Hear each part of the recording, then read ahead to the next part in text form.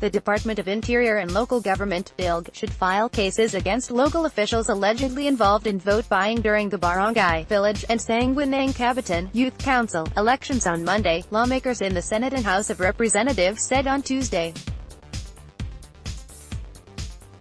Senate President Aquilino Pimentel III, who is also president of Partido Demokratiko Pilipino-Lakas ng Bayan PDP-Laban, Villarin and Baguilat, said that the DILG should file the cases if it has evidence.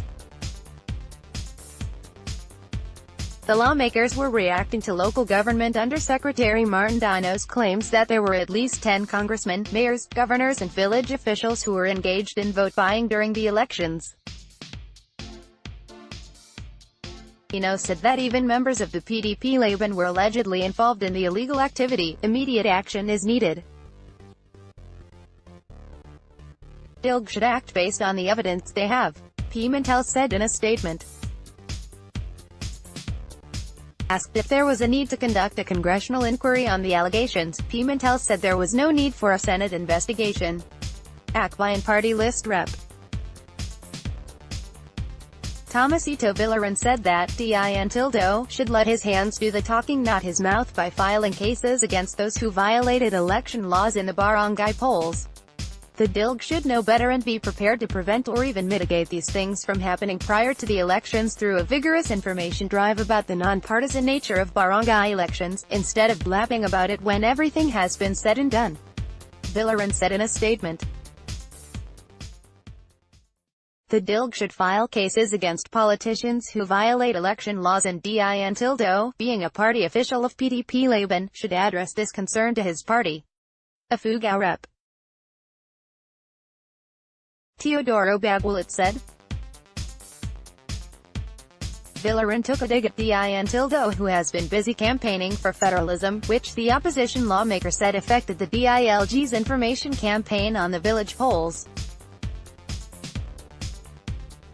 Sadly, DILG and his team, are remiss of such duties as they are too focused on federalism that our electorate strongly disapproves in recent surveys, Villarin said. The Duterte administration is considering a federal government by establishing independent regions, each with the authority to manage its resources and craft its laws, including taxation, but proponents have yet to agree on how to divide the country's existing 17 regions.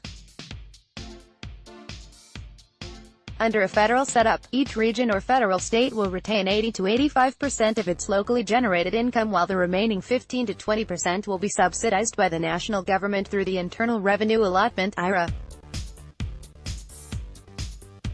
But based on the records of the Department of Finance's Bureau of Local Governments, only the National Capital Region, Region 4A, Calabarzon, and Region 3, Central Luzon, would have enough locally generated sources under a federal system.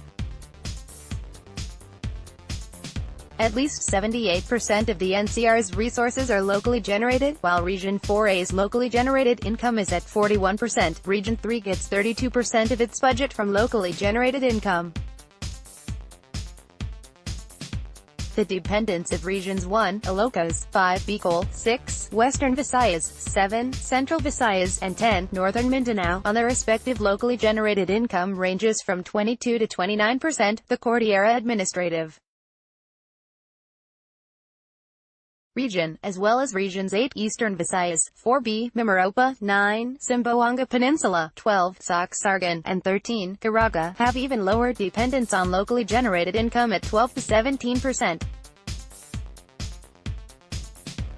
This means that the 11 regions are largely dependent on IRA funds from the national government, including the Autonomous Region in Muslim Mindanao, ARMM, whose budget is entirely from the national government.